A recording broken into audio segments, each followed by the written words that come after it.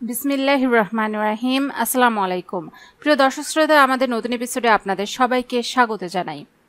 প্রিয় দর্শক শ্রোতা, নিয়মিত বার্গার, পিৎজা, ফাস্টফুড যা খুশি খেয়েও আপনি দারুণ সুস্থ থাকলেই ভাববেন না আপনার রোগ প্রতিরোধ ক্ষমতা দুর্দান্ত।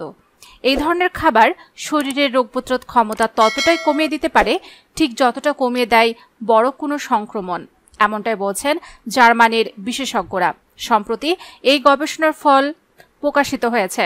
এই গবেষণার জন্য ইঁদুরদের টানা 1 মাস ওয়েস্টার্ন ডায়েট দেওয়া হয়, যে ডায়েটে থাকে শুধুই হাই স্যাচুরেটেড ফ্যাট, চিনি, লবণযুক্ত খাবার। সম্পূর্ণ বাদ দেওয়া হয় তাজা ফল, সবজি ও ফাইবার, যাতে শরীরের রোগ প্রতিরোধকারী কোষ বাড়তে না পারে।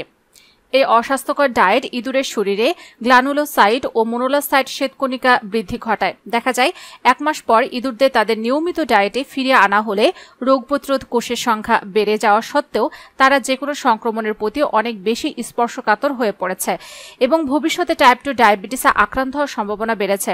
সাধারণত কোনো বড় সংক্রমণের পর আমাদের শরীরে এই ধরনের সমস্যা হয়। গবেষকরা জানাচ্ছেন, ফাস্টফুড ডায়েটে দীর্ঘদিন থাকলেও আমাদের শরীর ঠিক একইভাবে প্রতিক্রিয়া জানায়। আমাদের শরীরে ভাইরাস, ব্যাকটেরিয়ার সংক্রমণ হলে যে ক্ষতি হয়, সংক্রমণ কমে যাওয়ার পর যদি আমরা শরীরের যত্ন না নেই, ক্রমাগত ফাস্টফুড খেতে থাকি, এক্সারসাইজ না করি, তাহলে শরীর কোনো দিনই রোগ প্রতিরোধ ক্ষমতা ফিরে পাবে না। প্রিয় দর্শক শ্রোতা, তাই ফাস্টফুড খাওয়া থেকে বিরত থাকুন অথবা নিয়ন্ত্রিত মাত্রায় খান। প্রিয় দর্শক শ্রোতা, আশা করি আজকের ভিডিওটি দ্বারা আপনারা উপকৃত হয়েছেন। যদি তাই হয়ে থাকে তাহলে অবশ্যই ভিডিওটিতে লাইক দিতে ভুলবেন না। কমেন্টসে মতামত জানান, আর যারা এখন আমাদের চ্যানেলটিকে সাবস্ক্রাইব করেননি অবশ্যই আমাদের চ্যানেলটিকে সাবস্ক্রাইব করে রাখুন।